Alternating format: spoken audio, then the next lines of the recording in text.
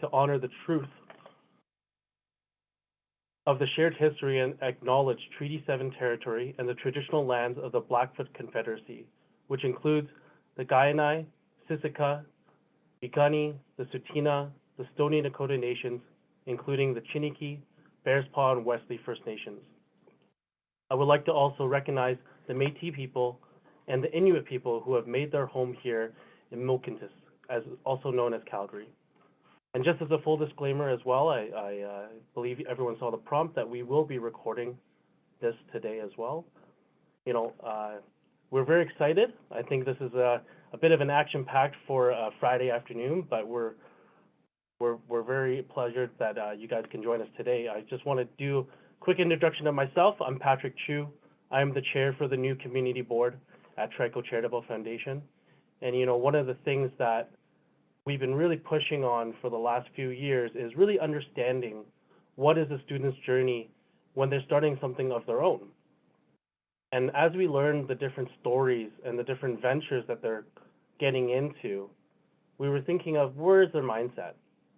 And when we look back at the Trico Charitable Foundation and the resources that we have created and have learned throughout our discussions and research is that social entrepreneurship or social enterprise is a new way of thinking. And what the new community board sets out to do is to really tap into the students of the next generation. And can we allow them and empower them to get to that next level and join the ecosystem for social enterprise? So we're very excited. We've done a couple awards already, and there's a lot of things today. So just as a quick agenda of what we're going to go over, we'll have Brittany Kurluk, who's at Trico Charitable Foundation, going to go through a quick workshop of rethinking social entrepreneurship. And then we'll have Stephen Pariser, who is also a board director for New Community, and he'll be doing a panel discussion with the previous recipients as well. So I'm excited for everyone to kind of listen in on that. But without further ado, I'm going to pass it over to Brittany. But if anyone does have any questions, please put them into the chat or directly to Ida or Alexandra, who are our hosts and moderators for today. Wonderful. Thank you so much. So, hi, everyone. As Patrick mentioned, I'm Brittany Kurluk. I'm the manager of social entrepreneurship training and funding with Trico Charitable Foundation. I'm not actually able to see the chat box. So if you do have questions that you want to put in there, my colleagues are going to grab those for me and we'll answer some questions at the end. But today's goal is to really talk about the extraordinary possibilities that exist in social entrepreneurship. And we feel that oftentimes this idea of this potential in this space is often missed and not discussed. And so today's session is actually a small piece of some larger materials that Trico has available, including a 2-hour presentation just on today's content. And in the chat box, my team is going to pop in a link if it's something you want to look further into. But we'll give you an overview today because we think that there's a power in people being aware of the potential in this space, and if they choose, having access to the tools and training that are available. So you might be asking yourself, why do we call it Rethinking Social Entrepreneurship? Why not Social Entrepreneurship 101 or maybe Introduction to Social Entrepreneurship? Well, our focus is really to talk about the conversations that aren't currently happening in this space. And I do want to note that we don't have all the answers, and we are excited about what we're learning, but we continue to learn, and we don't feel like we're experts in this space. But what we want to do today is share some of what we've learned and to facilitate some conversations in this space.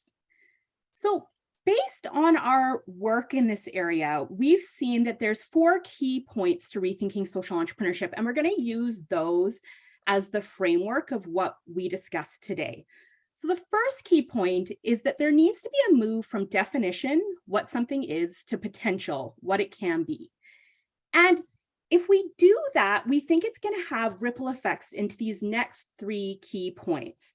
The first one is that we think this move will actually prompt us to identify our North Star guiding question. And for Trico, our guiding question is, how can we fully harness the power of business models to solve social problems? Once we've kind of done that work, the next ripple effect is that no matter what your North Star question is, in order to live up to it, you need to have a deeper understanding of how the social and entrepreneurial aspects come together or blend. And finally, if we move from definition to potential, we have a North Star guiding question, we better understand how the social and entrepreneurial blend, we actually think that this will usher in a new era of creativity and reimagining, not only just in social entrepreneurship, but in capitalism in general. So we're going to start by talking about that first key point, which is a move from definition, what something is on paper, to what it can be, which is the potential we want to talk about. And I'm going to actually start with a definition, which I think makes sense based on the name of this box. So there's a lot of discussion around what social entrepreneurship is. And when I say we want to move from definition to potential, I'm not saying definition isn't important. It can be helpful. So when I talk about social entrepreneurship, here at Trico, we call that using business models, which is selling products or services to solve social problems. And it can get really complicated quickly. And you'll hear me use a few different terms as we talk. So when I talk about social entrepreneurship, talking about the activity. If I'm saying a social entrepreneur, it's the individual. And if we're talking about a social enterprise, I'm talking about the organization. And while I think definition is important for an idea or a thing, we often feel like it's probably the least exciting parts. And I'm going to use an example to highlight what we mean by that. So let's talk about the car. This is the definition of a car: a four-wheeled road vehicle that is powered by an engine and is able to carry a small number of people. And when we look at that definition, there's some things we could do with it. We could debate some pieces of it. For example, what is a small number of people? Is it 4 people, 5 people, 6 people? When does it no longer become a car? And while we could do that, we kind of need to think about what's the purpose of debating that? What's the point? We can also actually look at what the definition doesn't do. So what the definition doesn't do is, while it does represent, for example, the first ever mass-produced vehicle, and it does represent today's high-end Lamborghini, what it doesn't actually represent, or what it doesn't get at, is look at that evolution that has happened between these two vehicles. That is a huge amount of change and space, and the definition hasn't changed, but the idea of what these vehicles are has changed over time. And so the other piece that's really interesting about this is that the definition doesn't actually capture two of the most game-changing conversations that are happening in this space. And those would be self-driving cars or electric vehicles, not captured in this definition. And that's why we think the idea of this potential is really important. Looking at what something can be is actually where all the action is. So let's actually think about that in terms of social entrepreneurship. As we said, here's the definition that Trico uses for social entrepreneurship. And I'm not going to actually dig into what I think the potential can be. I actually want you guys to start thinking about that. So for now, we're planting the seed and start thinking about, how do you see the the potential of social entrepreneurship? What would you like to do with it? And what should its game-changing conversations be? So this then takes us to our second key point of rethinking social entrepreneurship, and it's the first ripple effect of that move from definition to potential. And for us, in order to really move from definition to potential, we need a North Star guiding question. Where do we want to go with social entrepreneurship? And what is our game-changing conversation? So for Trico, as I said, we identified our game-changing conversation, or the potential piece, as how do we fully harness the power of business models to solve social problems? And that North Star guiding question guides the work that we do. And with this definition, we actually realized a number of things. For example, social entrepreneurship isn't one conversation or approach. It's many conversations and approaches. And that's what's really interesting about potential. There might be one definition, but there's a number of different ways that social entrepreneurship can be executed, and that links into the potential. And we really want this conversation around social entrepreneurship to be inclusive and aspirational.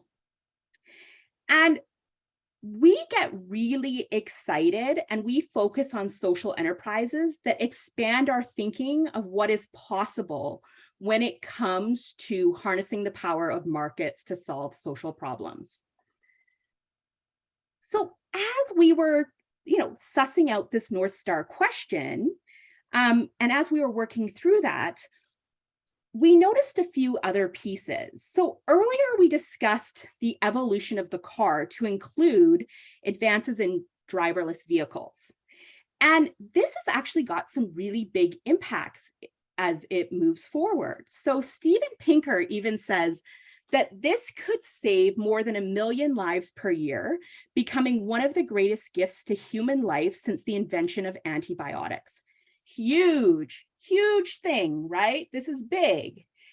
And if it was created to save lives, it would meet our definition of social entrepreneurship. But when our team sort of thought about this example, for some reason, it didn't get us jazzed. And we started to ask ourselves why this invention that was having a huge impact wasn't one of our favorite examples of social enterprise.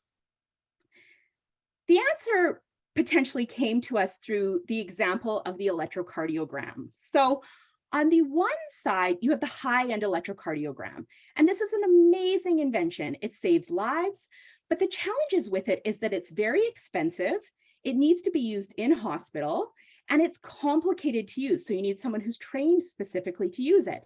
And because of that, it actually limits its application and its accessibility. Then on the other side, we have the ultra low cost electrocardiogram. And this has actually been designed to reach economically and geographically excluded populations and areas. So you can actually operate this for pennies. It's mobile and it can be taken into remote communities, and you don't actually need a doctor to do it. I know there's a doctor in this picture, but he's not needed. It just has 2 buttons. If you know that red means stop and green means go, you can do it yourself. And so while the high-end electrocardiogram is great, it's a fantastic thing, we're not denying that, we were really jazzed and excited about the ultra low cost electrocardiogram. And so we started to think about, well, why is it? Why, similar to the driverless vehicle, why is the high-end electrocardiogram just not getting us as excited? And if you think about the high-end electrocardiogram, well, it's actually an example of what capitalism is so great at doing. It's an innovative product, it's scalable, and it's life-saving, but only to people who can access it and afford it. So that type of development actually comes quite naturally to markets, and it will become available to those who can pay for it. And the arc of economics means that eventually the costs will go down, there'll be more competition in this space, and the price will go down. So it'll become more accessible to people over time. But what we love is that some social enterprises actually aim to bend the arc of economics with their interventions, and they want to get these products and these social impacts to excluded populations more quickly. And so that's why examples like the ultra low cost electrocardiogram gets us really exciting. It bends the arc of economics. It's a life-saving intervention that actually is now getting to individuals who can't access it sooner, and it pushes capitalism to the next level of using business models to solve social problems. And so we're really excited about these types of examples, is what we figured out, is we are excited about examples that show the potential of this space and how far we could go. And that's really the game-changing conversation. Now, as we said, though, social entrepreneurship is many conversations and different business models. And so to help you with your own social enterprise, but also for us to better understand social enterprises, we actually created a tool called the Why and the 4 ways business models can solve social problems. And I'm not going to spend a lot of time on this today because we have whole sessions on digging through and going through examples. But if you're interested, check out the videos that my colleagues have shared at the start of this video, because what you can do is actually see some organizations actually run through this model. But what I want to just sort of mention is that this tool relates to the fact that there are different ways in which business models can have impact on a social problem or their why. And so some social enterprises do this through their product. So the ultra low cost electrocardiogram is a great example of a product that is directly having a social impact. Some do it through their operations, and this relates to who they hire, how they treat their employees, how they compensate their employees, but also maybe the materials that they use in their products or services. Other organizations have social impact through their influence, and they might actually pursue achieving their why or moving their social impact forward by working with the government or lobbying the government, or maybe changing public opinion.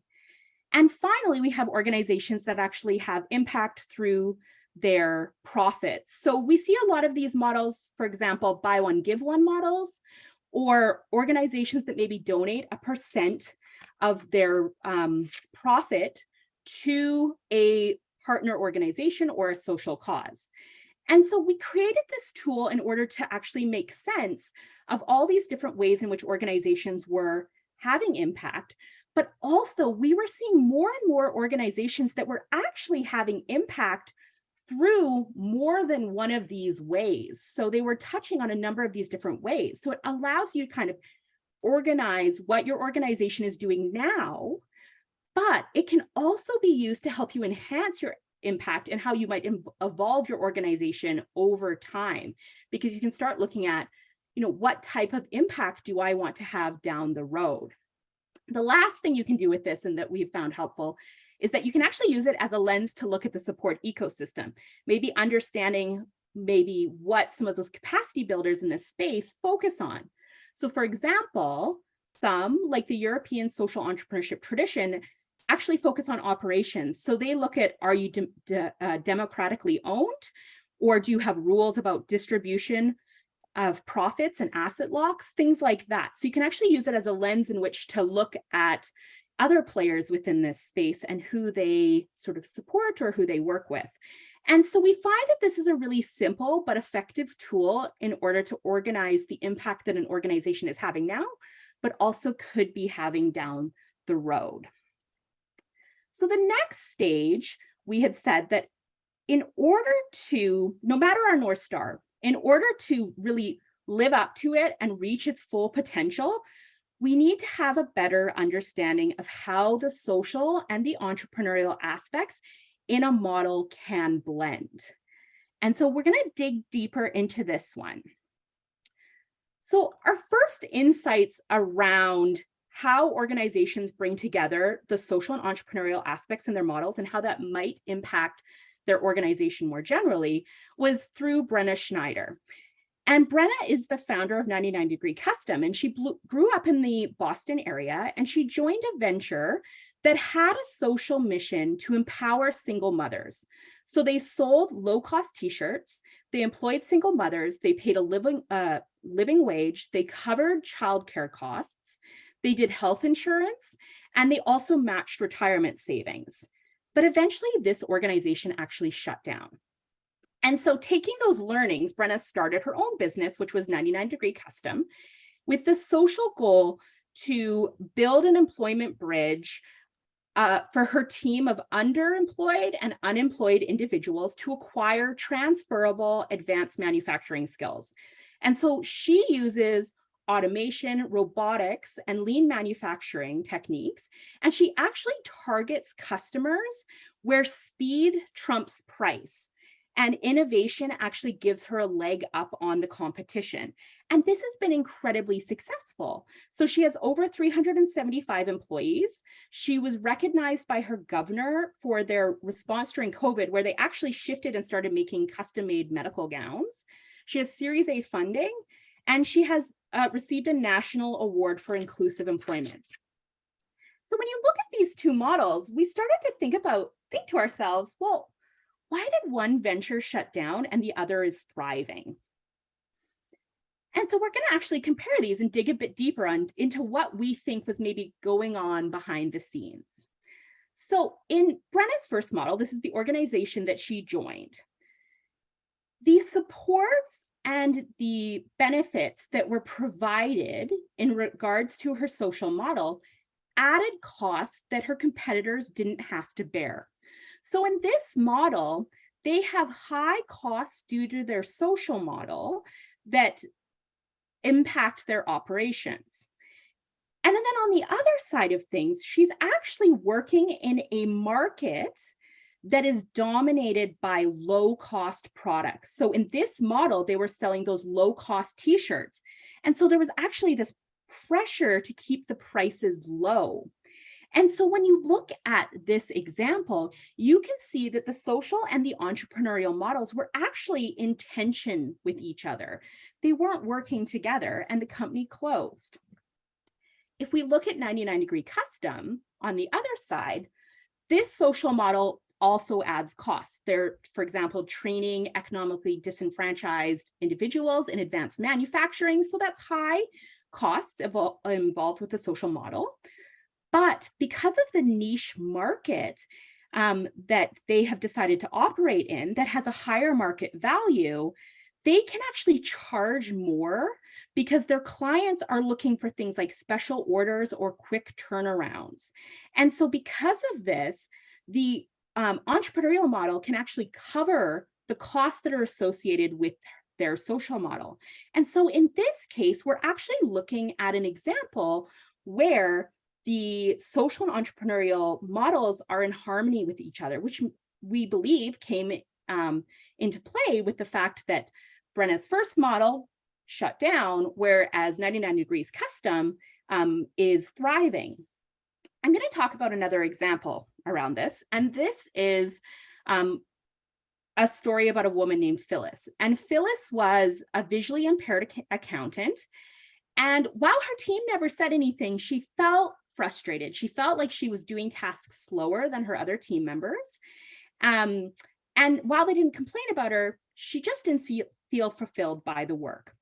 And so she actually came across an organization called Discovering Hands. And Discovering Hands is a German nonprofit that actually trains visually impaired women in standard diagnostic breast exams and places them in jobs. And at the time that Discovering Hands was founded, there was this bottleneck in order to get this important test done within doctors' offices.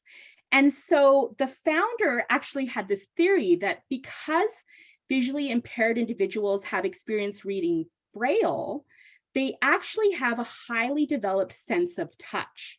And so this was actually proven to be true. These visually impaired women actually found on average 30% smaller tissue abnormalities than their seeing counterparts, and they found 50% more irregularities than their sighted colleagues. And so Phyllis made this switch, and she found that her unique abilities were actually an advantage in this position. And so if we look at this example, in this example, we do have higher costs. They're training visually impaired individuals and working with that population. But we also have a model in which the entrepreneurial model, they're able to charge more and be profitable because they're offering services that are needed. So we did this actually as one arrow here because it's really actually hard to pull apart the social and entrepreneurial models. If you didn't work with visually impaired individuals, you wouldn't have the same quality service that you're providing because the social model is actually creating a competitive advantage in providing better exams. And so in this case, this is an example where the social and entrepreneurial models are actually in synergy.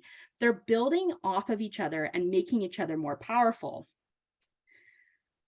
So if we look at sort of the three examples we just discussed, we can see that all three of those examples related to how the social model impacts costs and pricing, right? How does the social model impact the service that's being provided?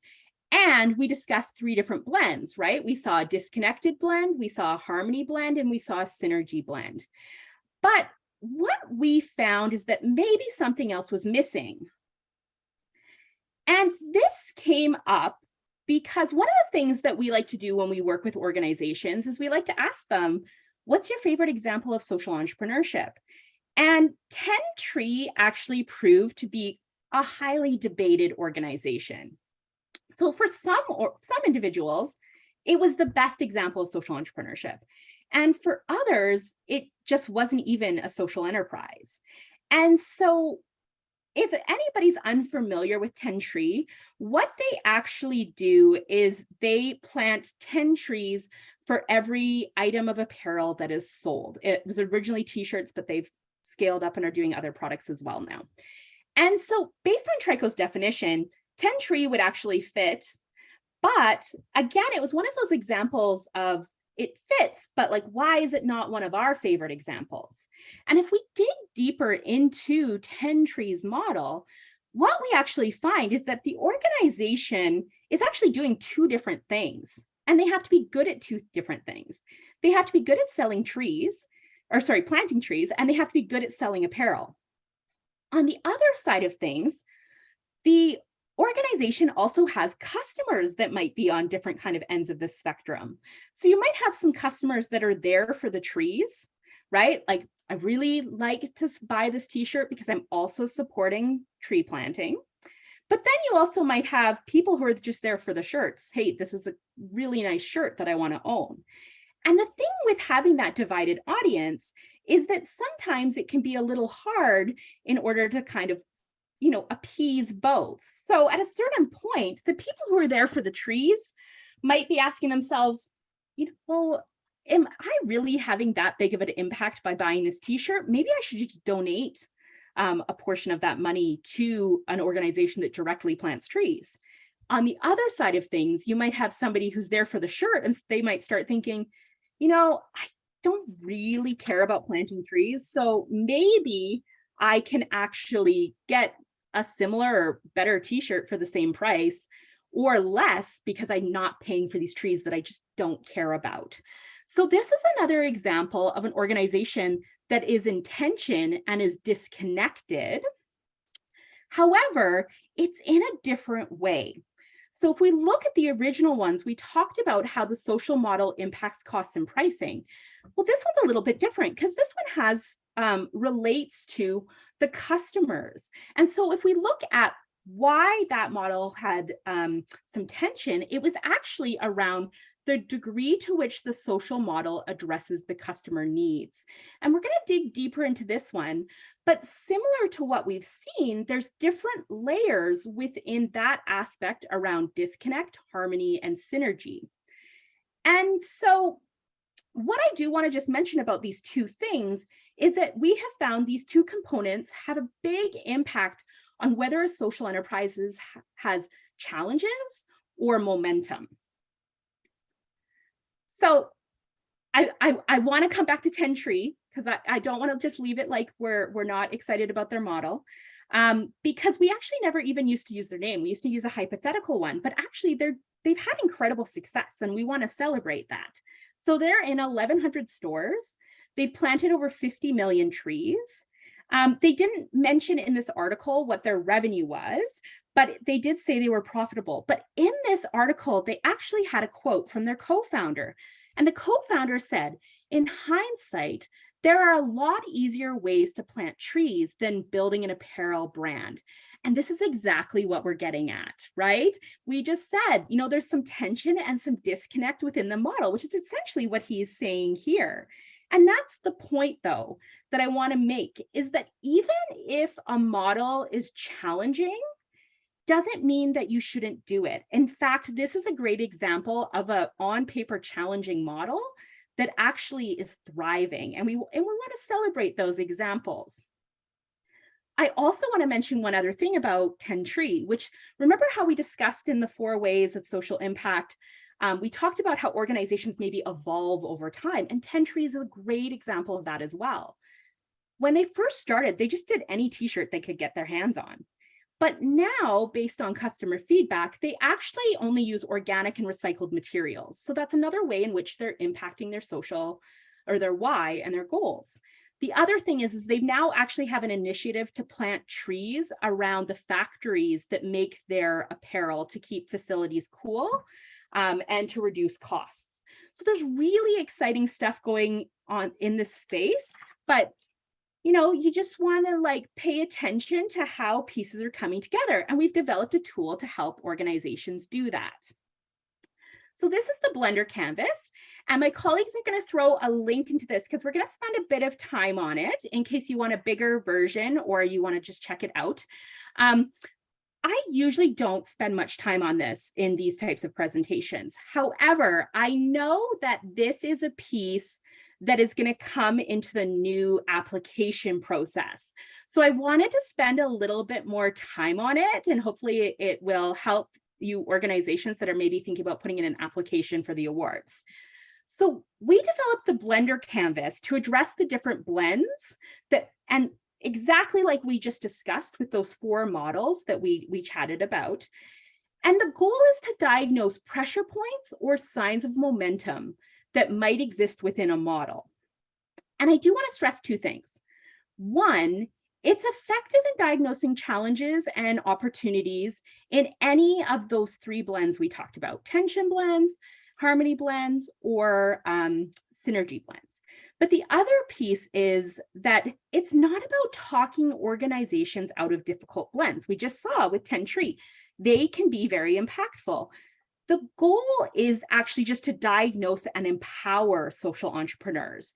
We always think it's better to know about something sooner rather than later, so you're not surprised.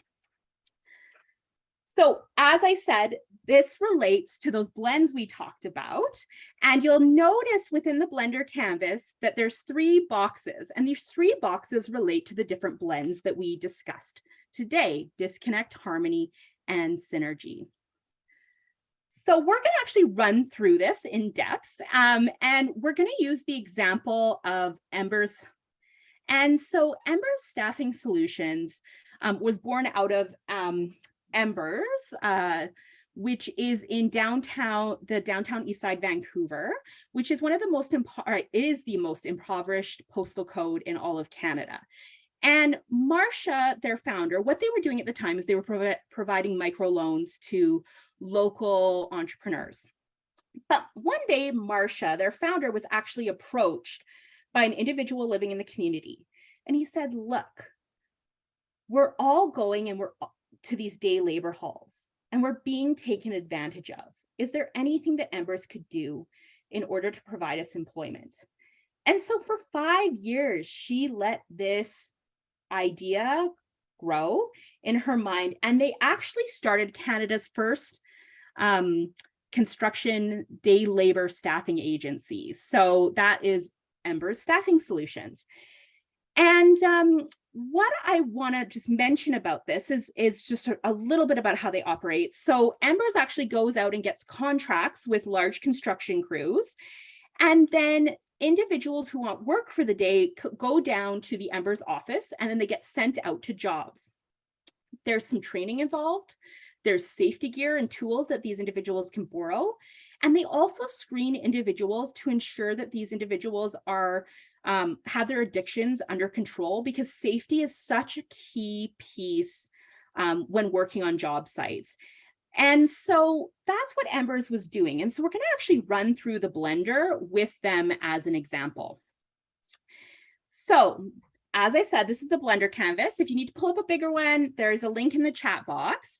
But if we look at Embers, oh, I should mention, so when you're doing the Blender, you actually start in the middle and then you move out, which are my lovely arrows here.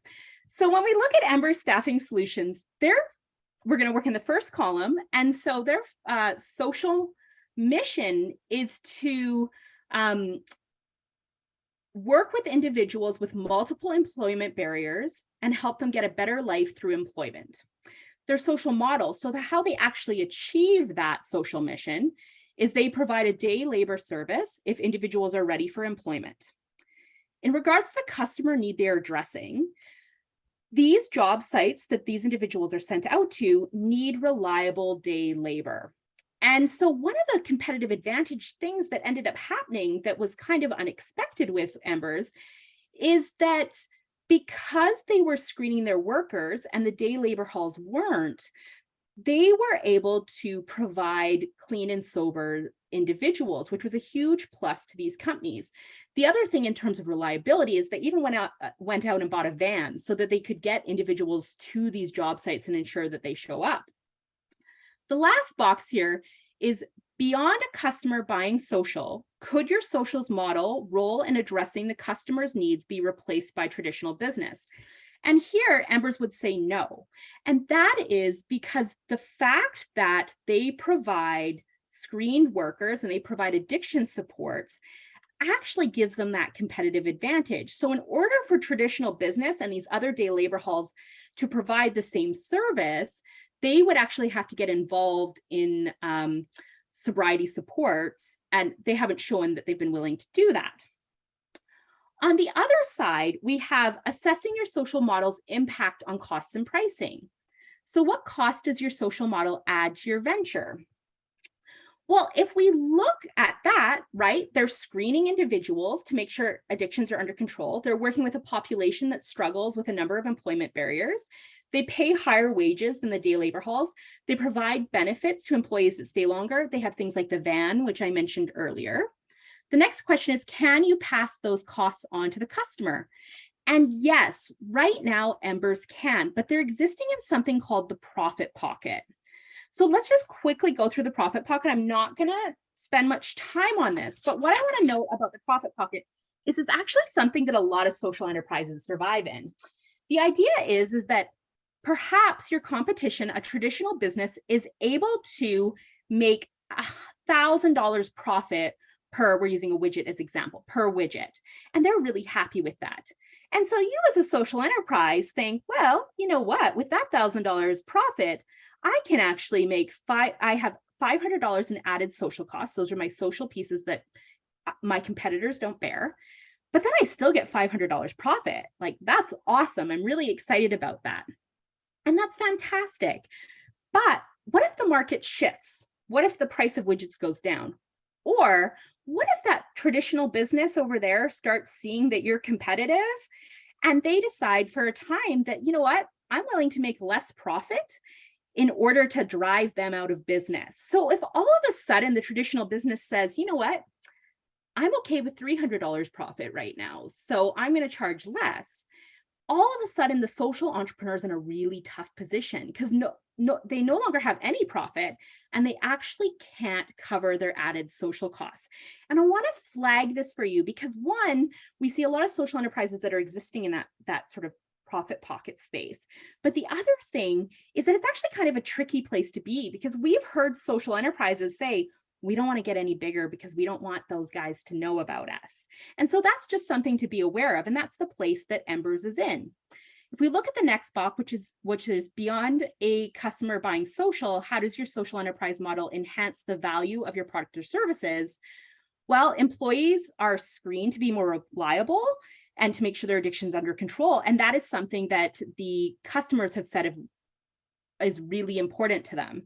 And finally, if your social model does enhance the value of your product or services, is your customer willing or able to pay more for that enhanced value? And in Ember's case, the answer is no. They actually charge market rates. And I'm not sure if they've even tried to charge higher than market rates, even though they do have this enhanced value. So the next stage would then be to go out to the outer reaches of the Blender canvas. And so we talked about the two sides of those two sort of pieces that impact a organization's blend. And so if we look at this one side, we have the degree to which the social model addresses the customer needs. So the first box relates to the social model doesn't have a role in addressing the customer's needs. The purchase funds the social model. So this is often when customers are maybe buying it to be social. I'm buying it because this cup of coffee has a really good story, but that's the only reason I'm buying it. On the other side, on the next box, we actually have the social model has a role in addressing the customer's needs, but that role could be replaced by traditional business. And so here you have a pressure point around competition you want to be aware of, right? While you're doing something and you're filling a customer need, traditional business could come in there and really impact your ability to operate. The last one is the social model has a role in addressing the customer's needs that cannot be replaced by traditional business unless it adopts the social model. And this is the sign, this one has momentum. And this is actually where we put Embers, because like we said, in order for these day labor halls to compete with Embers, they would need to adopt the social model. They would have to start training, or they would have to start supporting individuals through their addictions. On the other side, we have, I have to move my screen, sorry, 1 second. On the other side, we have how does the social model impacts costs and pricing? And if we look at this, we've got on the first box, we've got the social model adds costs that can't be passed on to the customer. And that's actually going to have the challenge of a possible funding gap. So you want to be aware of that, right? Like if we can't pass on our social costs, how are we going to make up that gap that might exist? In the next box, we have the social model adds costs that can be passed on to the customer, and that might have some signs of momentum, right? We saw that with 99 Degree Custom. Because of her niche market, she was able to pass those on to the customer. And finally, while the social model may add costs that can be passed on to the customer, it also enhances the value in a way that the customer is willing and able to pay more for. So in the case of Embers, we've actually put them in the second box. So this is what their blender would look like. We've got them in the Harmony box there, and that's because they actually are charging market rates for this. And so the last thing I want to know about this, I don't normally, like I said, I don't normally go through this as in-depthly, but I wanted to sort of provide it to you, those of you who'd be filling out the blender as part of the new awards process. But what I do want to note about this is Embers has been incredibly successful. So this graphic is out of date. It's from 2017. But in 2013, they actually won our Social Enterprise Award in the under 1 million revenue category. In 2018, they paid out $6.4 million in wages alone.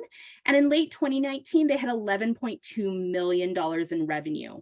And so this is a really powerful tool in order to sort of assess an organization and what pressure points or opportunities may exist within it. But like I said, the goal is always to help diagnose, and then you can respond to them. It's not necessarily about taking you out of a challenging blend. So that was a lot. And like I said, we don't normally run through it as in-depthly, but I wanted to give you guys, the details of going through it. So this actually brings us to our final key point. And our final key point is that if we move from definition to potential, so what something is to what it could be, if we zone in our North Star question, how can we fully harness the power of business models to solve social problems? If we deepen our understanding of how the social and entrepreneurial blend together, like we just discussed, we actually believe that this will usher in a new era of creativity and reimagining in social entrepreneurship, but also capitalism. And so we're finding that there's two ways that we can have a new era of creativity and reimagining. The first is that we'll see more creative blends of the social and entrepreneurial. Our favorite example of creative thinking is Kyle Zimmer. And Kyle was a corporate lawyer, and she volunteered at soup kitchens. And she found that kids who were in poverty didn't have books. And she thought about how powerful that would be for them to have a sense of ownership, but also to spark a love of education. And she created First Books, in which they accept donated books or money in order to buy books that then go to children who are experiencing poverty. And this was very successful, but it was a donation-based model. And so she started to look at how can I use social entrepreneurship in order to become less donation based and have more freedom to invest in first book. And I think people will have ideas. They'll say, we'll do a buy one, give one model, maybe a sliding scale. Maybe you get the first book free and then you pay for any others that. And these are all sort of traditional social enterprise models, but they didn't work for Kyle. Instead, Kyle came up with an idea that's truly ingenious and the exact example of creative thinking in the space that we need, which is she looked at her assets and she said, because we've grown nationally and we're so big, we have warehouses, we have a trucking distribution system across the country, and we have relationships with publishers. How could we actually leverage those resources? And she approached institutions like schools and hospitals that buy lots of books for kids and said, look, I can get you your books. And because I'm buying them in such large quantities, you'll pay less for the same product. But also because I'm buying so many, I can actually make revenue on my low prices. And they were interested in doing that. And why this is such a great example is that in addition to the revenue that she has now, Kyle is still serving her social mission because she's working with institutions that are serving kids in need. So it's a great example of a win-win. She even took it a step further. Oh, I should have done a picture. She took it a step further in which she created an organization called, or she created books. Because what she found is that a number of books the books that were on the market didn't relate to individuals in poverty. So she created Title Raves, which is a list of 10 books that make an impact according to educators serving kids in need. And so these books actually relate to individuals and children living in poverty. So for example, The Benefits of Being an Octopus is about a child in poverty, or The Bridge Home is about a child who's homeless. And again, this is her furthering her mission. And it's an example of always being on the lookout for how creative you can get in blending the social and entrepreneurial in order to serve your mission. The next piece to this is actually that this could lead to a reimagining of entrepreneurship more generally, or capitalism. And we're finding that if we really push the question of how can we fully harness the power of business models to solve social problems, this can lead to that reimagining of capitalism.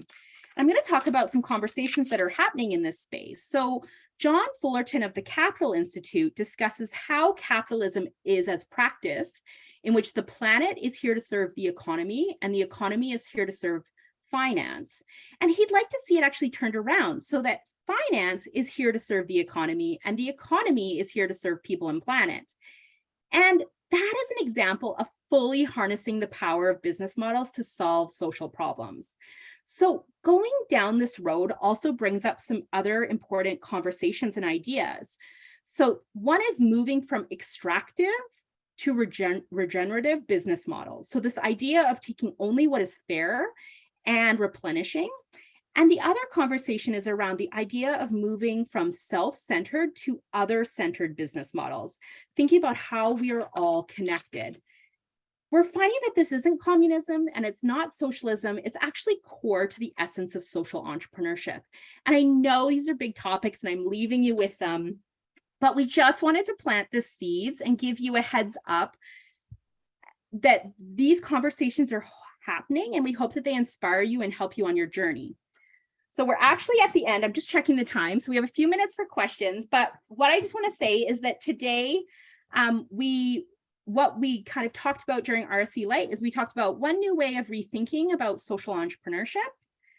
We talked through the 4 key points to rethinking social entrepreneurship. We introduced you to 2 details, spending more time on the Blender canvas just because it might relate to a new application. And I just want to remind you that this is part of a larger spectrum of resources. So we have a 2-hour presentation specifically on what we talked about today. And in it, we actually talk about 17 real-life social enterprises. And our goal is that our work is inspired by real-world impact and is designed to help you with impact. These tools are available for free 24/7, no registration required. And beyond rethinking social entrepreneurship, we actually have a lot of digging deeper tools that'll help you move your idea forward. And we're at questions. And I'm going to stop share just so I can see everybody. Hey, Brittany, thanks so much for this. We had one question in the chat. For the blender, is there a difference between blends, and is one blend better than another? So it's not necessarily about ranking one better than the other. They all have sort of pros and cons, and some have more challenges than the others. So really what the goal, like I said, is it's to diagnose so that you're aware of these sooner. Some individuals like to work through the blender and kind of look at different ways that they could build their model to have fewer pressure points. But the goal is ultimately to like diagnose what might come up down the road so you're aware of it. And the other thing I want to note too about that is that in some cases, you have to realize you're working on big, complex social issues, right? And so in some cases, the most ideal blend might not exist for where you're at right now. So you kind of start building as you go, and it can evolve over time. And so in some cases, it's just a tricky blend, and it's better to be aware of some challenges versus being surprised down the road. And then you can always evolve over time. So not every blend is going to be a synergistic blend. And I think that's the key to what we do is it's about those pressure points and those signs of momentum and really helping organizations diagnose those. Okay, and how do or would these blender questions impact my awards application? I am not going to answer that because I am not involved in the awards application, but I know Alexandra will be fantastic at talking about that. Thanks, Brittany. Okay, so you are asked to fill out a blender canvas as part of your application for the new awards. It's part of the second level past the eligibility submissions that just opened today. And what we're really looking for within the blender is just to really see what your business is about, how you plan on achieving your social impact, and kind of how you're looking at the challenges and opportunities that your business model has and how alive you are to those. It's also the whole curriculum really informs the entire application process. At Trico, we're really excited about celebrating the most outstanding examples of student social entrepreneurship and the creative thinking that I know so many students have. So that's how it will impact your application.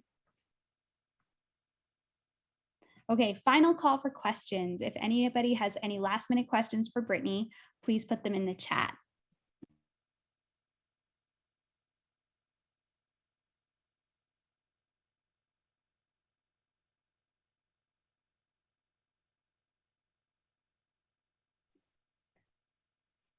Thank you so much, Brittany. We'll transition over to the panel. Thanks for having me.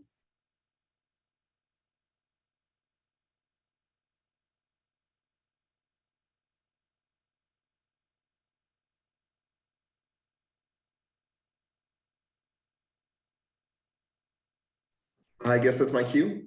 I hope everyone's having a really great day. So we're going to have a panelist with past participants and winners for the new awards. And the first thing we're actually going to do is ask each of them to give maybe 1 to 2 minute, just talk about what was your past experience, what was your interaction, how did your application go, just tell us who you are. And I guess, Kira, if you could please start for us. Absolutely. Hi, folks.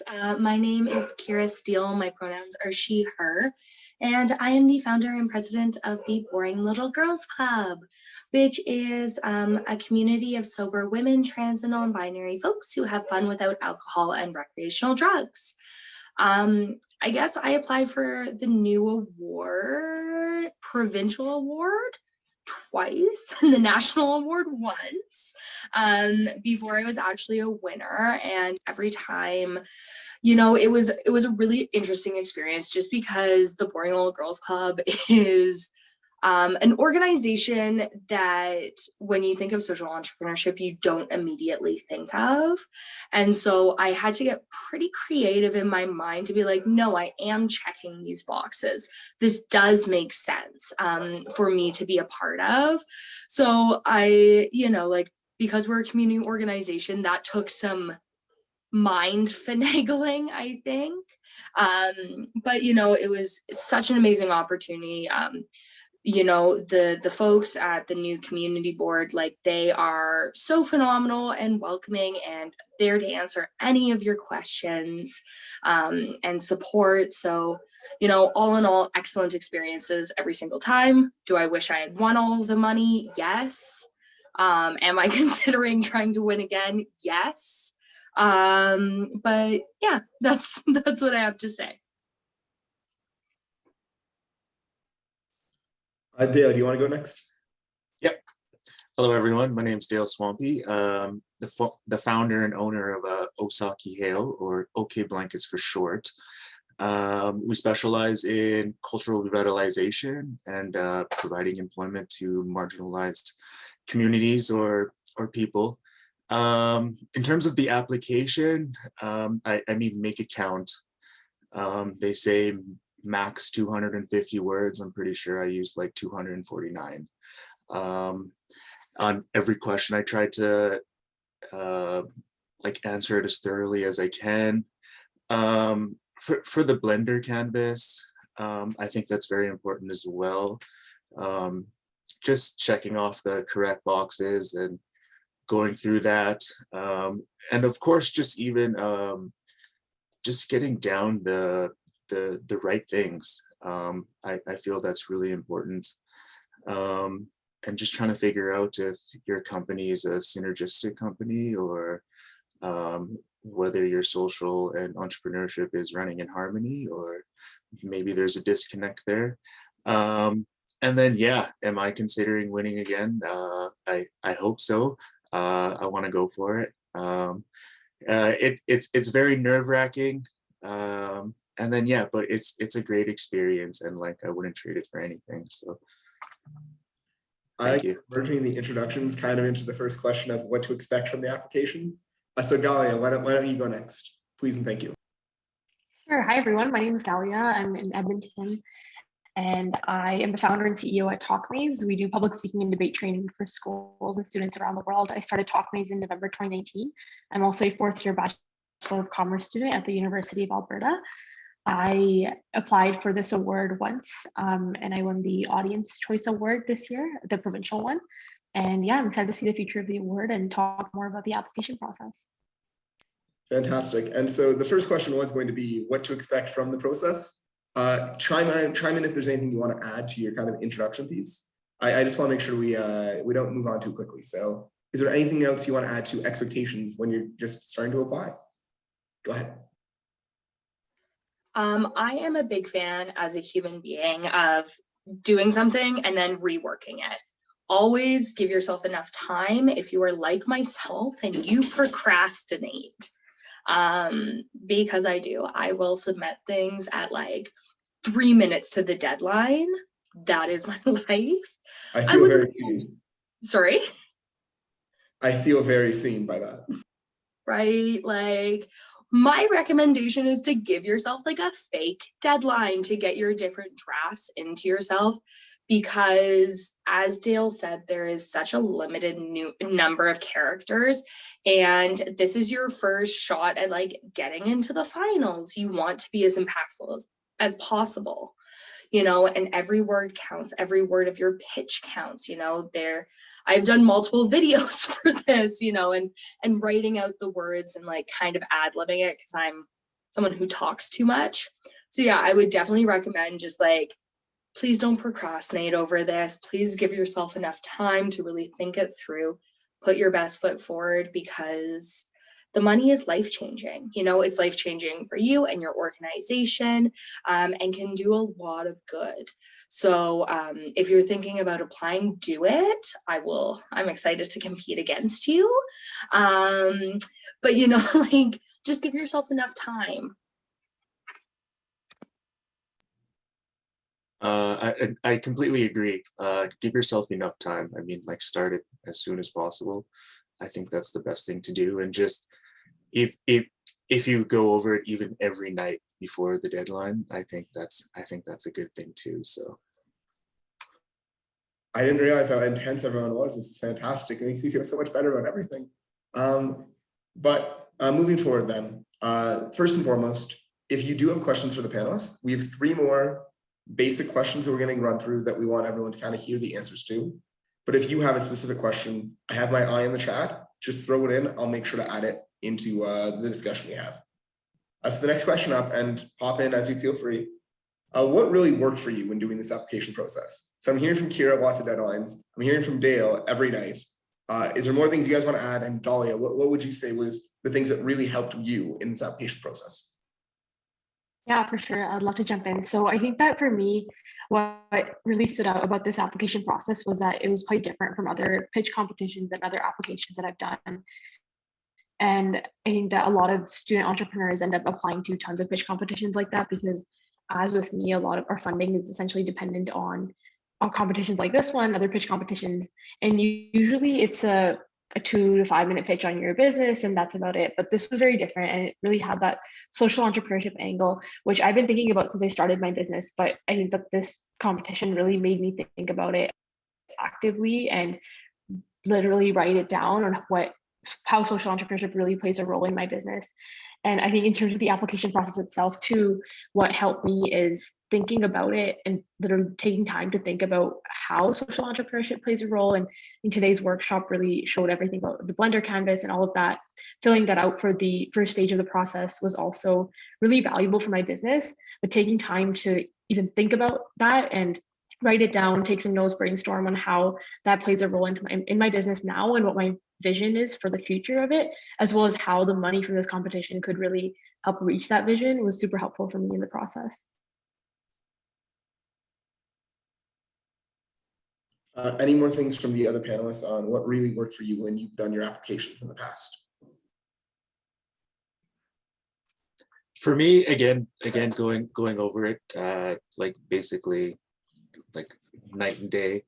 And just, I mean, like narrowing down the social aspect was actually really fun, because like I've always had that, the social drive to use a company to fix social issues.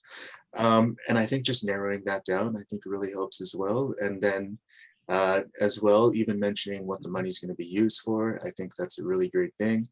And then, yeah, so that's all I got. I like your point on that, yours and Galia's, because there is something almost powerful in saying, what if X happened? What could be the result? And that's something I'm just delighted to hear you guys are thinking about, is what is the impact this could have on my business, on where we're headed. The next one I want to touch on is, what were the more challenging parts of the application? So where were areas where you maybe had to work a little harder, or you might have struggled? And ideally, you would tell me things I can change so those go away. But in the case where they can't, what were the ways you coped with them? I will jump in here.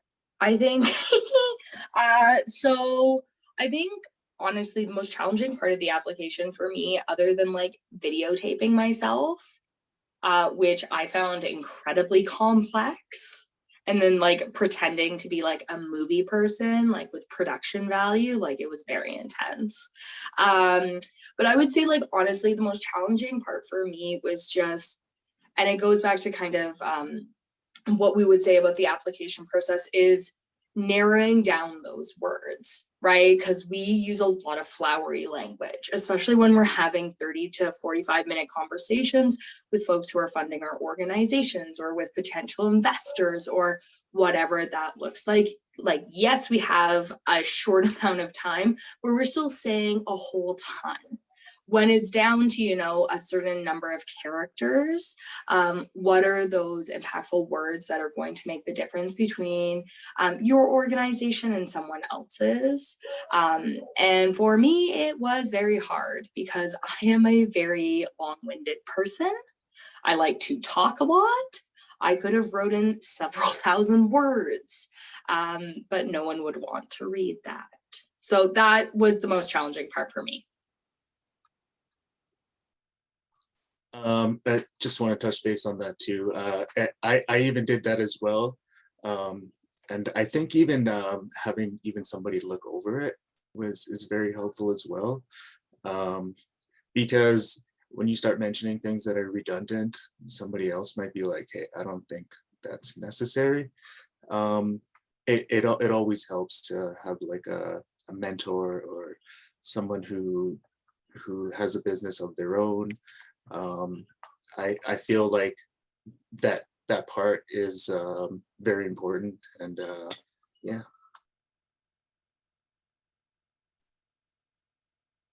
I'll also add something there. So I think for me, one of the other challenging parts in addition to the Blender canvas was I think we had to do a timeline of all of our milestones. I think it's either past or future, but either way, it's always difficult to figure out whether it's in the past or the future, what the exact timeline is, because even in the past 2 years that I've been running the business, there isn't always exactly like I'm doing this at this time. And then even in the future, especially with the future, projecting things into the future is very difficult. So I had to sit down and get my projections ready and figure out how that additional money would make a difference, what the funding would do for us, what kind of people I would need to hire, what that labor would then do for the company, and then how that would increase our social impact. And thinking about all of those things at a more detailed level and then dividing it into a timeline of where we were in the past, where we are now, and where we're headed. It was challenging, but that process, it still helps me today, even in my business now, because I have a much clearer understanding even for my own business. And I'm curious, was it worth all the work? I hope so, but was it? Yeah, yeah, definitely. Good, I would feel terrible otherwise. The last of our kind of structured questions we wanted to touch on was really what impact, if any at all, did this process really have on you or really for your business? Looking back, do you think things are different because you went through the process? And Kira, not because you won, just because you went through the process. I'd love to start there. I think that honestly, it was really cool to meet the other entrepreneurs and social entrepreneurs. I have done a lot of other entrepreneurship competitions that are different because they're not social entrepreneurship focused. And I always look to find other people who are in the social entrepreneurship space. And I didn't realize that there was a community for that. And I think that even meeting other fellow entrepreneurs like Kira and Dale through this process helped broaden my own view of what is possible and all the cool things that different people are doing and the potential for social entrepreneurship. And I must say, one of the best parts of the entire process for me, the last time we ran this, was just watching the group of the 10 finalists hanging out before the awards and just talking and connecting. I was like, this is fantastic. I love it. Going through the process for me definitely changed even how I think of my business myself. Because just a little bit of history, I make blankets, and I learned how to make them when I was incarcerated. And I feel like anybody who's into social entrepreneurship typically has a big story behind it, and that's why we get into it, and that ties us basically to what we do. And I feel like the application like kind of was like helped me just put that down on paper, and it actually gave me a lot more confidence as well, like, and then winning as well was great. And yeah, so the whole process definitely made me change even how I think of my own company, and just the impact that I could have. And yeah, going through the whole application like definitely changed my mindset, changed how I thought, and yeah, so that's all I got. Fantastic. Yeah, I'll jump in there. I agree with, both what Galia and Dale said. Like it's super cool process to go through. I think for myself, it made me work. Like it made me actually like figure things out and put them down on paper and get get tight with my messaging and what was I trying to say and who were we actually, versus just a whole ton of stuff. And that, of course, in turn helped me because we are a very, very niche community. And when you're explaining that to people like members of the media or conservative politicians or, all of these folks that may not have heard of you, may not understand why your community or your organization or your business is a necessity, having those words that are going to pack a punch is super impactful and important. I also think it humbled me quite a bit, not winning twice. I know we're not talking about winning, but I definitely think I was humbled, and that's never a bad thing. So if anyone doesn't win, we can hang out. Well, more importantly, I think it just shows that it's never quite finished. There's always the next round. There's always the next iteration. Absolutely. Moving forward. And yeah, no, I'm just gonna say, just continue to apply.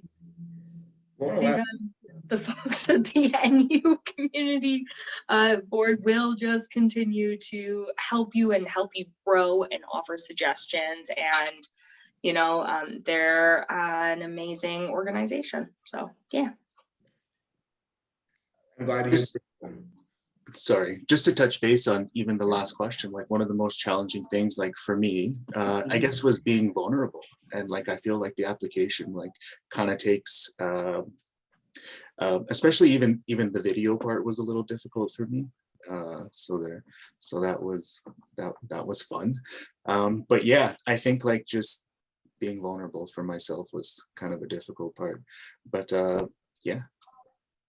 On the video piece, I would say any video was improved by me not being in it. So I definitely feel the anxiety of creating videos on that. But the other piece I did want to touch on is, I think Brittany mentioned it obviously, and each of you brought up somewhat in there.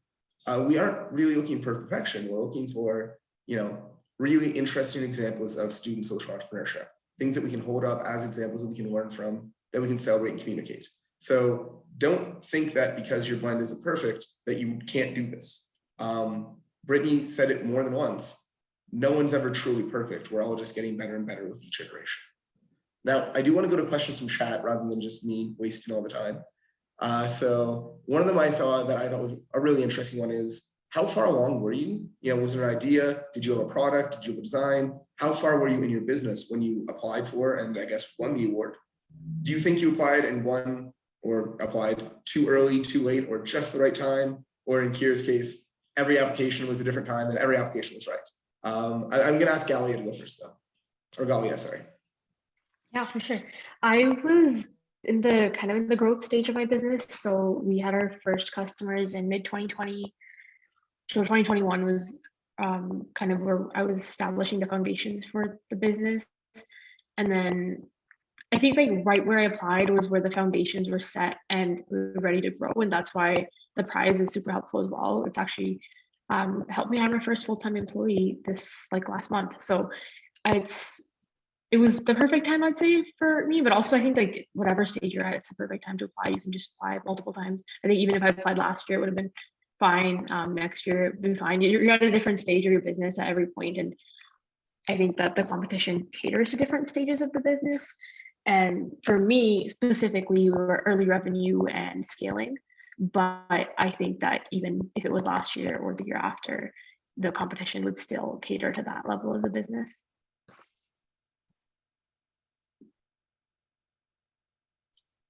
For me, I'll go next. I was already I was selling and making blankets just as like my little side hustle. I was doing it for about 4 years prior to applying. I had already had some revenue, and I was just doing it on the side. I didn't think much of it as a business. I didn't see myself as a business owner. Like, people just asked me to make them blankets. And then during school, we kind of just started narrowing that down. And yeah, I was already in full production, just buying material, taking orders. I just purchased a website about maybe like 6 months prior to applying. And that was actually a big step for me. And yeah, I was full on. I was rolling. I was making blankets and I was selling. So yeah, I'll hop in. So my story, my story of the Boring Little Girls Club is quite amusing. So just if you ever think. I mean, if I may cut in, I don't think we got a lot of detail on your business. I think we got a great amount of detail actually from the other two. Yeah. We haven't heard much about your business. Can you give us a bit more detail on your business and then answer the question? Okay, yeah. So more detail on what the BLGC is? Please, if you're willing to. Cool. So this is my bread and butter, my elevator pitch. So we are a community of sober women, trans, and non-binary folks.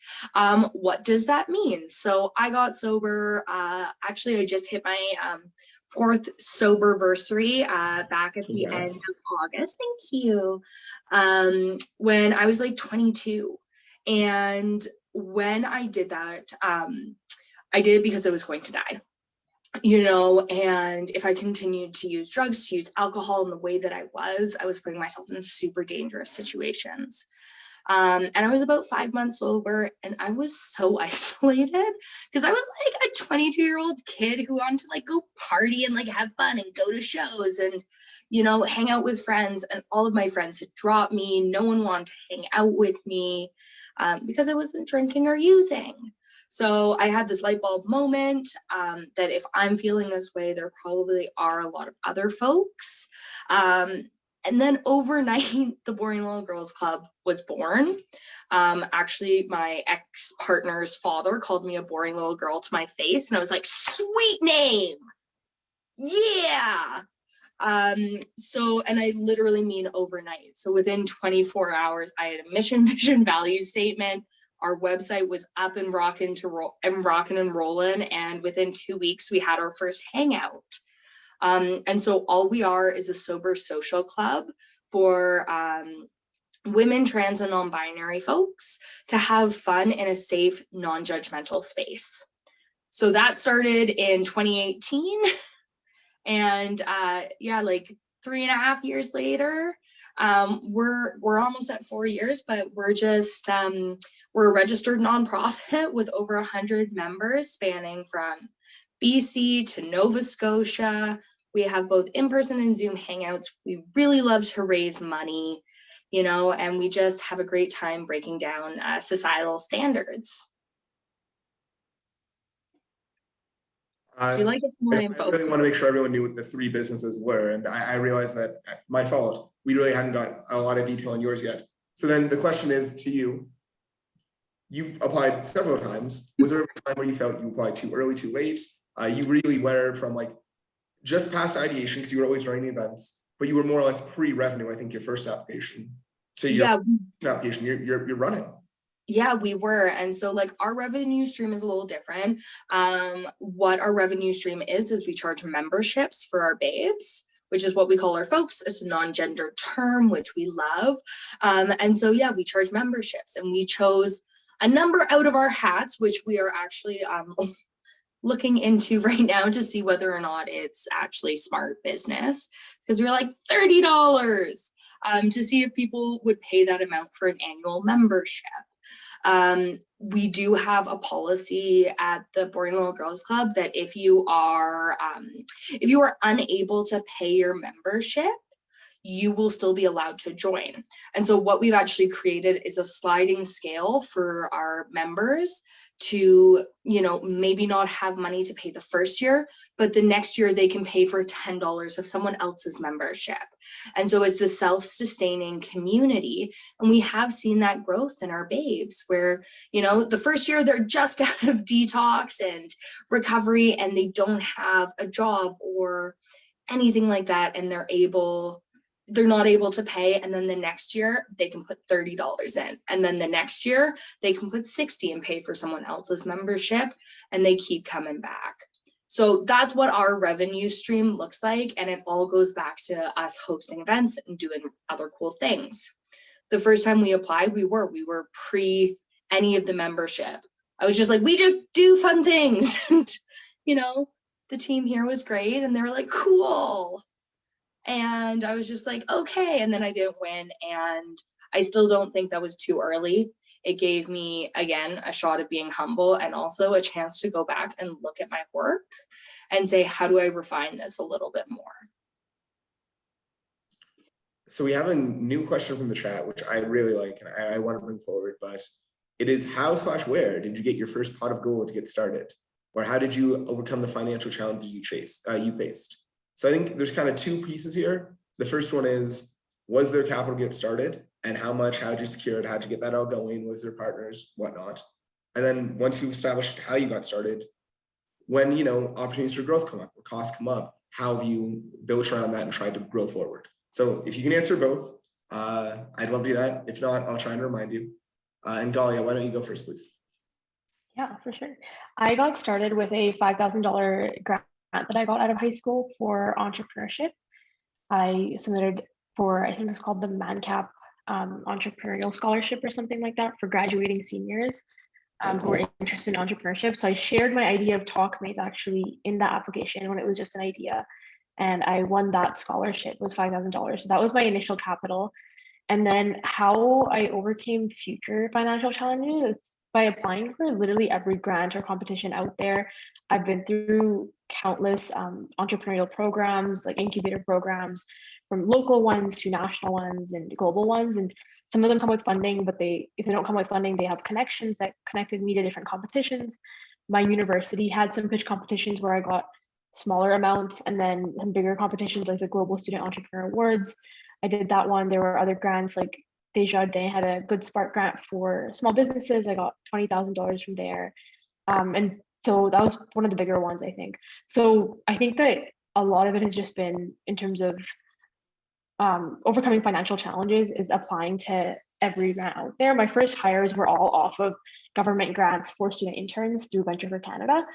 I was in my first year of university when I hired my first part-time employee, and that was all through grants, and I still use all those grants. So yeah, it's really been applying for everything that's out there.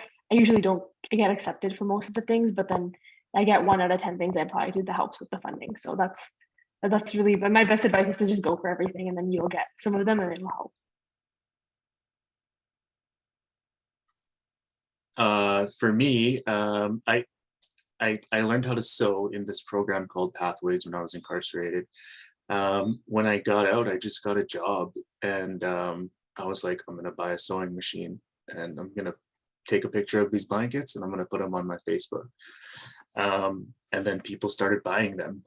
I guess that was my, not really my first pot of gold this year. I won this competition, and then I won another pitch competition at MRU, the school I go to. So this year has been the biggest. Financial challenges, I wouldn't necessarily, I just want to talk about a moment where I had to turn down an order for 80 blankets.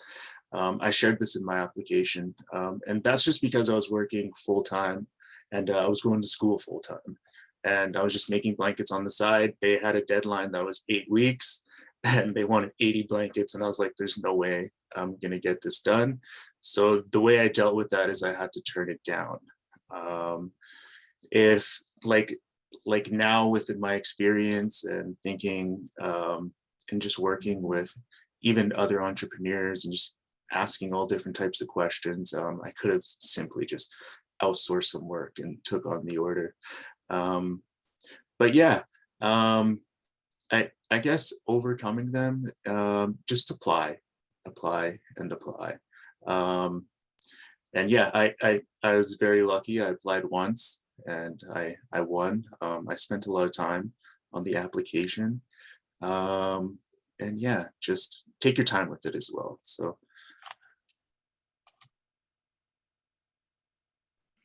And then Kira. Yeah, so hi again. So I do have a little bit of a different story. I've never done a pitch competition in my life, mostly because the Boring Little Girls Club normally doesn't fall into that category because we are a nonprofit.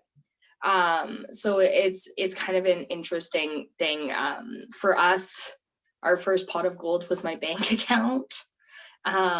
Which was not large because I was getting sober and I was cleaning up all of my messes from my many years of not behaving properly.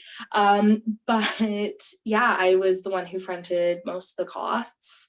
And then because we are so community focused, what we ended up doing was pooling our resources, right? People would throw 20 bucks in or 50 bucks in.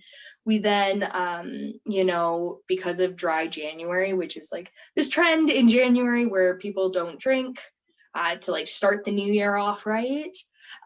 We got a ton of media coverage our first year and that we existed. And that kind of just shot us onto a stage where people knew who we were. And I was hooked up with some folks from AHS and got my first like grant through them. And so now we're funded by AHS as well as whatever money we get from our like revenue stream that goes back into the club. Did I answer all the questions? Yeah, and I think the big thing I'm kind of hearing here is that when it comes to financial challenges, I think the reality is as a student, you aren't taking the big risks, so you don't run into the big barriers yet, but it's more so that when you have the money, it sounds like all three of you chose growth.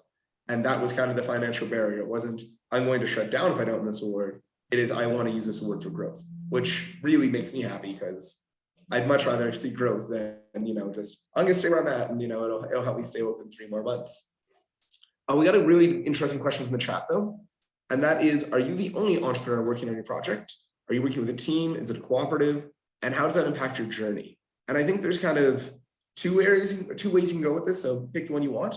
And the first one is like on the ownership side, are you the only owner or is it a team? Is it a group on the ownership side versus have you been building out a team that works for you, but they're, you know, the more guaranteed staff model?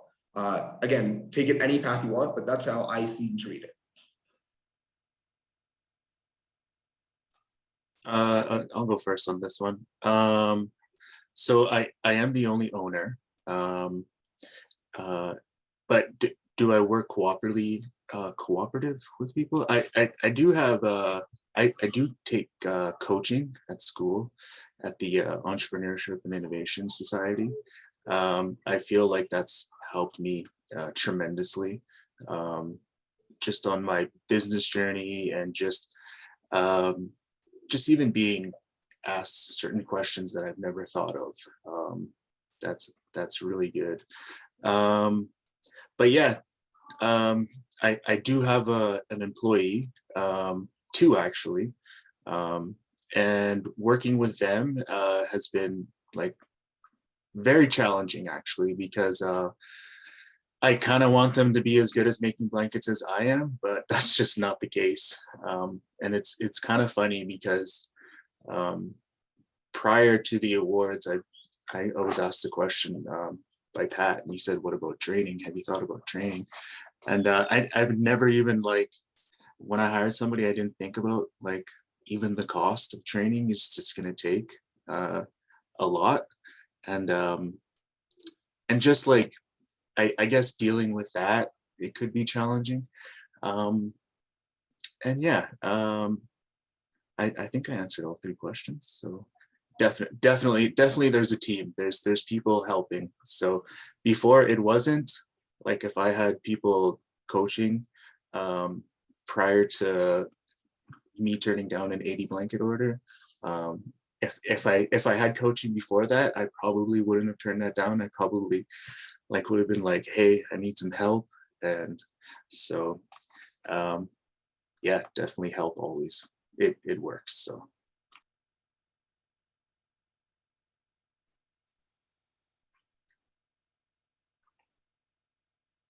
Okay, yeah, I am a solo founder, so I have 100% ownership of my company, but I do have a team and I had employees. I hired my first part-time employee in November of 2020, and I just hired my first full-time one last month. So I do have employees who are my team, which is great. Having a full-time person now is actually really helpful. It's way different than having someone part-time, so I'm super glad to have that.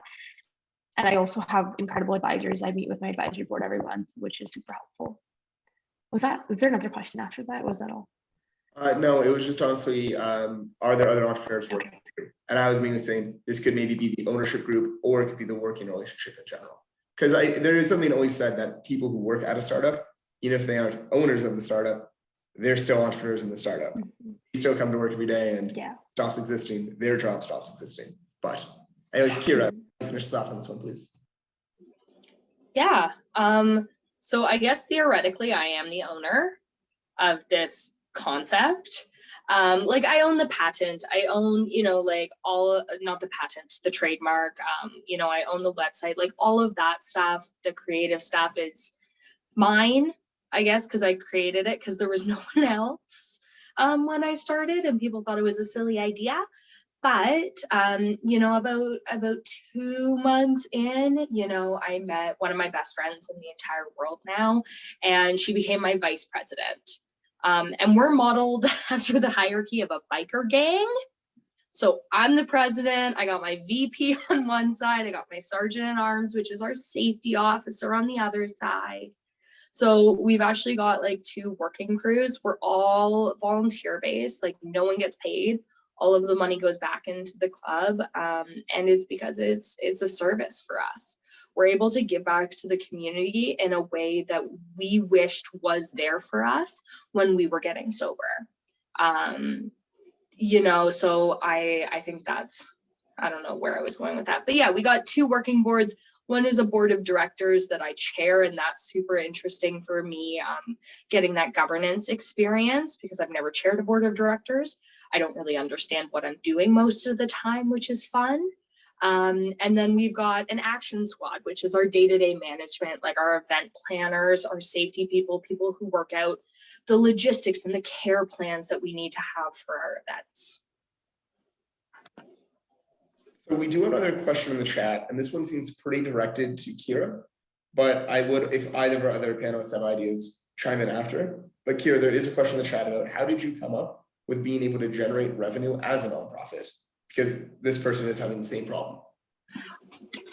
Yeah, absolutely. Well, okay, so first of all, I don't know if I looked at the Hells Angels, and that's gonna be like a really bad example, but like I'm way better than I used to be is all I'm gonna say. But looking at membership dues, membership dues to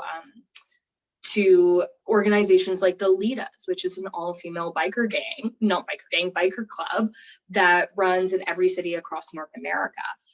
Looking at those kind of models, so that I didn't have to have my hands on everything, was really what I looked at. That being said, it is it's difficult, right? Because we are volunteer based, and I don't know what your nonprofit is. And if you ever want to chat, like I am always available. Find me on the Instagram. But I think it's difficult for us because like we're kind of growing at this rate where we have new members coming in every day.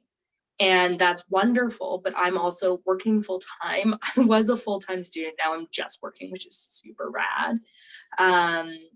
But I'm filling out membership cards every day, and I'm popping them in the mail, and I'm writing emails and all of these things. So we're kind of in this space of we need another push for growth. So we need more money to come in. So how are we going to do that? One of the ways we're going to look at is like how to monetize our services, right? Are we going to start charging for events unless you're a member? So it's one or the other, right? Things like that.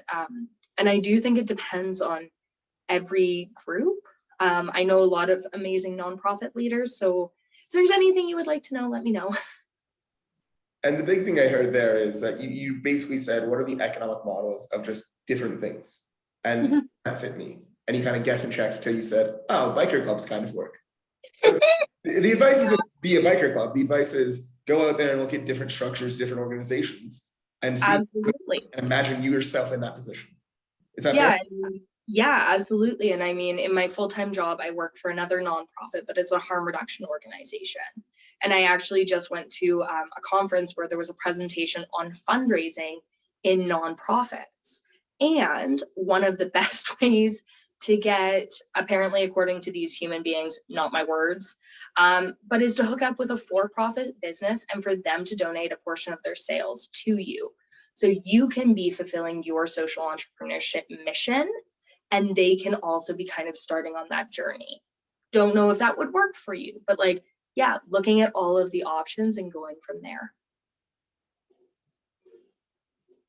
Before I ask one of my last questions, I just want to check, Dale, Dahlia, is there anything you want to add to that, or are you feeling good? I'm feeling pretty good. I do work for a nonprofit part-time. You guys should check it out. It's called Fresh Fruits. And we do a lot of, well, I don't, but they write a lot of grants, letters, donations as well. All sorts of different companies have, like even Trico, for instance, give awards or grants. And just they always want to take care of the social aspect. Yeah, even reaching out to even for-profits, like Kira said, is a great idea. So I'm going to go ahead and last call for questions in the chat. So if anyone on the call wants to ask a question, last chance to write it in. And while we give them that chance, the last question I want to ask, I know it's more come, is when you think about the social entrepreneurial model, is it more social or more entrepreneurial to you? And really, how do you balance the two? I guess I'll start with, it's social to me. I never thought of myself as an entrepreneur, ever.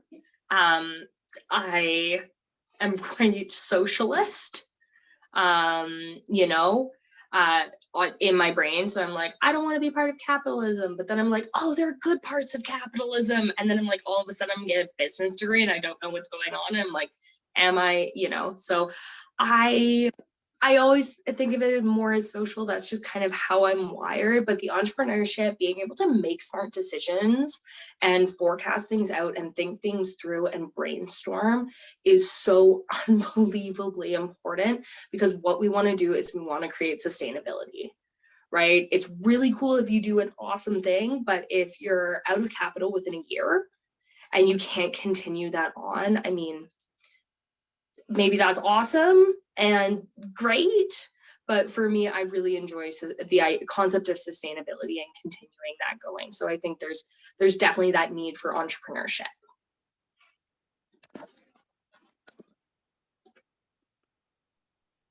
so oh, sorry, you go. Okay, I'd say it's a balance, but I would say I do lean towards entrepreneurship slightly. I think that it kind of goes back to that question about the revenue and nonprofits. I think that, like, my opinion is that even nonprofits should always have a revenue model in order to be sustainable. And whether your social enterprise is nonprofit or for profit, the innovation part of it does become very important in order to make that social impact. That being said, I think that the social impact helps the entrepreneurship and the entrepreneurship helps the social impact. So I slightly lean towards entrepreneurship, but I think it's definitely a balance.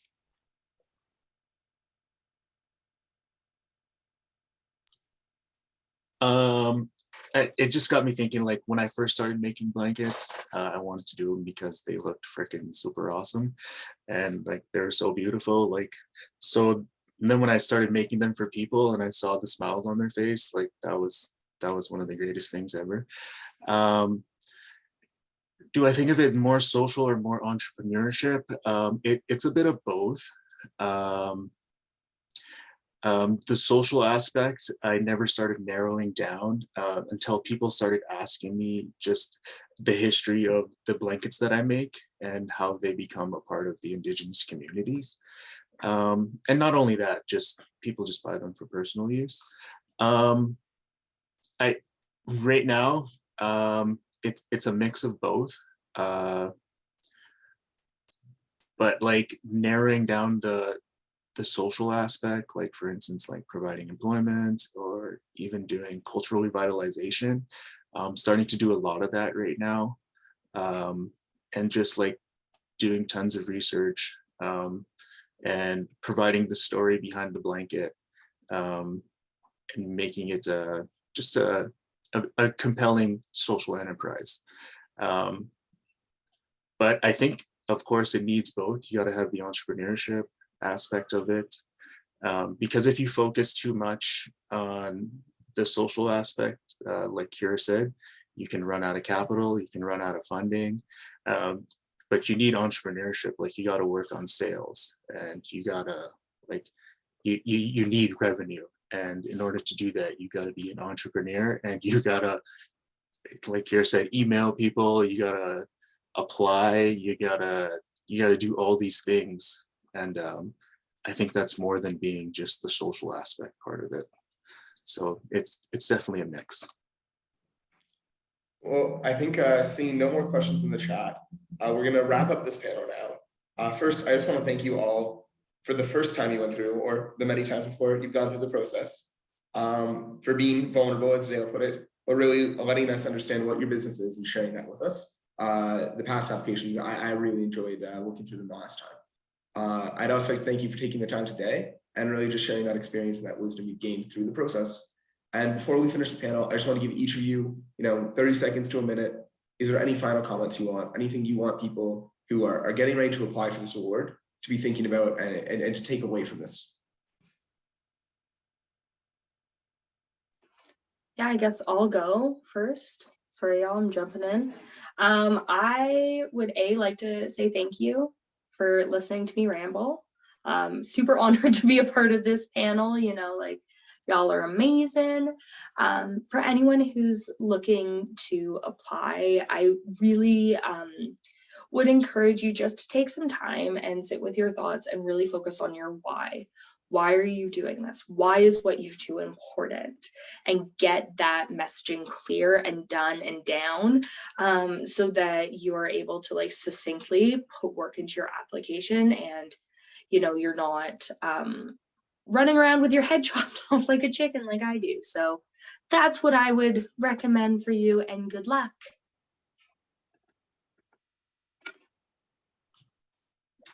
For me, yeah, just apply, get started on it right away.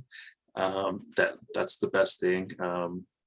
Write it down, go over it. And there's actually, there's two parts to it, so prepare yourself for that.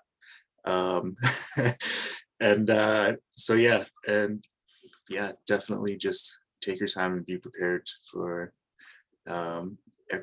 all the questions. And the questions are very difficult, and they're challenging, which is what it's meant to be. And yeah. I would say think critically about each part of the application process. There are a lot of different parts of it, and I think that they all fit together in a neat way. And they also are all very valuable for your business as much as they are for the application itself. So as you're doing that work, think about how that time that you're putting into the application can then actually translate into your business, regardless of whether you win this award or not. Because I think the stuff that the application asks is what we should be putting our time into anyway as entrepreneurs and social entrepreneurs, thinking about those questions, regardless of whether you're applying for this award or not. So I would say take some time to think critically about all those aspects of the application and how they come together for your business as a whole. Thank you again so much for your time today. I really just appreciate all three of you being very open, very communicative, taking the time. It's been fantastic. I'm going to hand it back over to Patrick. And again, thank you. Just a round of applause for them, although I can't see you guys, but I know that you guys, a few cameras are open. So thank you so much for, giving us a little bit more insight. And today was pretty action-packed in terms of a lot of knowledge and a lot of experience sharing as well. So very, very happy to see that there's a lot of students in here and a lot of different professors that are getting to understand that there's more to business now. And that's something that Trico has tried and been doing for even the last 30 years. And it goes back to a statement that we always have in our organization, which is doing well by doing good. Doing well in the business that we can do to be profitable, because the purpose of business is to make money, but doing good for the community that we want to impact as well. So thank you everyone for joining us on a Friday afternoon. I know it takes a lot out of you guys, and there's a lot of information there, but we are really excited that you guys are coming into a brand new year's school, but there's a whole new application coming through and whole new set of awards, and excited to see your guys' names pop up as the eligibility comes through, and we'll get it started. So thank you so much, everyone, and have a great day. I know, Eunice, you had a question. I'll have Alexandra reach out to you directly to answer that. So have a wonderful day, everyone. Thanks, everyone.